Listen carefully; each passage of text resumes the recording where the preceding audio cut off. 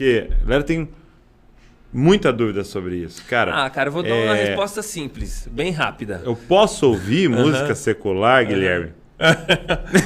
Cara, eu vou dar uma resposta em duas partes. Primeiro eu vou falar do Abraham Kuyper. O Abraham Kuyper, ele nas célebres palestras que ele deu em Princeton, em determinado momento lá ele utilizou uma frase. Essa frase ficou muito famosa aqui no Brasil com a turma do Labri. Depois até o Dr. Augusto Nicodemos começou a falar ela também. Mas o pessoal não fala a primeira parte da frase, que é o seguinte: nenhuma área do coração pode estar hermeticamente isolada, de modo que não há nem 1 centímetro quadrado em todas as áreas da existência humana do qual Cristo, que é Senhor de tudo, não diga, é meu. Então, eu acho que um dos grandes pecados da igreja é isolar a vida. Isso aqui é espiritual, isso aqui é secular.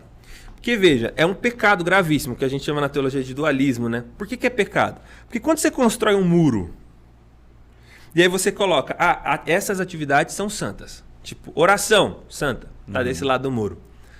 Cinema, secular, é neutro, né? Secular, né? Ficou em cima do muro.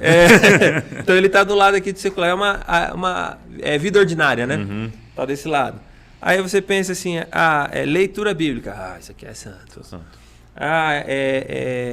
Ir no restaurante, isso aqui é secular, isso aqui não tem nada a ver com Jesus, não. Quando você faz essa distinção, você comete um pecado gravíssimo. Porque você esquece que você pode levantar um muro e espalhar as coisas em dois ambientes. Mas você esquece que o chão é de Deus. E você esquece, e quando você faz isso, você está sugerindo que existe um ambiente onde Cristo não é Senhor. E aí o texto de Colossenses capítulo 1 vai dizer que ele é Senhor sobre todas as coisas, tanto as visíveis quanto as invisíveis. Então,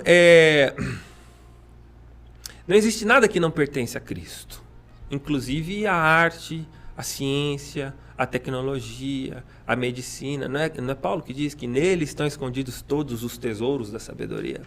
Então uma conta matemática só tem um resultado exato porque Cristo é sabedoria, e é sabedoria infinita. Uau. Então, essa é a primeira coisa. Primeira parte da sua resposta. A segunda coisa é que é uma incoerência muito grande esse lance de música de Deus e música do mundo. Porque, veja bem, qual foi o primeiro músico da Bíblia? Foi Davi. O primeiro músico da Bíblia era um sujeito chamado Jubal. E quem que é Jubal? Jubal é um sujeito que não era filho da aliança, não era povo de Deus. Ele era um sujeito da cidade que Caim fundou.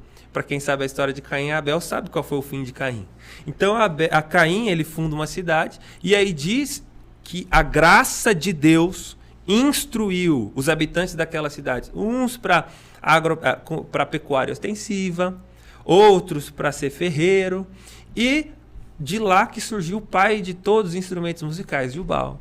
Então, é um sujeito que Deus agraciou, que não cantava música gospel, não era um arraial gospel, não era uma cidade gospel, não era uma cidade crente, e Deus o agraciou para ser o pai de todos os instrumentos. Então, ou seja, a primeira pessoa para quem Deus deu o dom da música foi para um sujeito do mundo para fazer música do mundo. Isso é Bíblia, tá? Isso não é minha opinião. Então, o que eu acho? Eu acho que a distinção não tem que ser entre música secular e música sagrada. Okay. A distinção tem que ser música boa e música ruim. Ok? Então tem música... a plateia está reagindo aí. Tem música boa e tem música ruim. E aí, dentre as músicas ruins, você tem que eliminar da sua vida, porque elas não te edificam. E o que é a sua definição de ruim? E músicas que o seu conteúdo literário ou musical são pobres. Entendeu? Você não precisa acarretar pobreza para sua vida, você tem que estar sempre evoluindo, sempre riqueza, entendeu? Então, se a poesia for ruim, ou se o ritmo for ruim, ou se a melodia for pobre, eu acho que é ruim, entendeu? Você não precisa disso. E agora, das músicas boas que os cristãos deveriam consumir, eles podem consumir, aí você tem que fazer uma distinção no uso. Esta música é para uso litúrgico. Então, como que o culto tem que ser? O culto tem que ser de acordo com o que Deus prescreveu, não é isso? A gente não pode adorar a Deus segundo a nossa criatividade. Tive uma ideia aqui muito legal para fazer no culto. Qual foi? Vamos substituir a pregação por um teatro. Foi uma ideia muito legal para fazer no culto. Tá bom, se você fizer isso, você abre precedente para um sujeito de outra religião dizer assim, eu tive uma ideia muito legal, vamos matar 10 galinhas e vamos se banhar no sangue delas. Ah, mas isso não tem na Bíblia. O teatro também não. Então, você não pode adorar a Deus segundo a sua criatividade. A adoração a Deus já está prescrita na Escritura. E quais são as 5 atividades no Novo Testamento que são litúrgicas, que são culticas? Primeiro, o que um culto tem que ter? Pregação, oração, louvor, consagração, que é os dízimos e as ofertas, e os sacramentos, batismo e ceia. É isso que tem que ter num culto. Então, a Bíblia Deus já prescreve. Gente, vocês vão me adorar dessa forma. Okay? Então, existem músicas que são para uso litúrgico. Okay. Eu não posso chegar a pegar uma música do Gonzaguinha, mesmo que essa música seja muito legal e muito bonitinha, e falar, vou tocar num culto.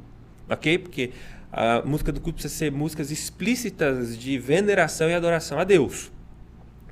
Então, dessas músicas boas que o cristão deve consumir, há de se fazer a distinção entre música litúrgica, o que é para se cantar no culto, e música de entretenimento, que é muito útil para o cristão.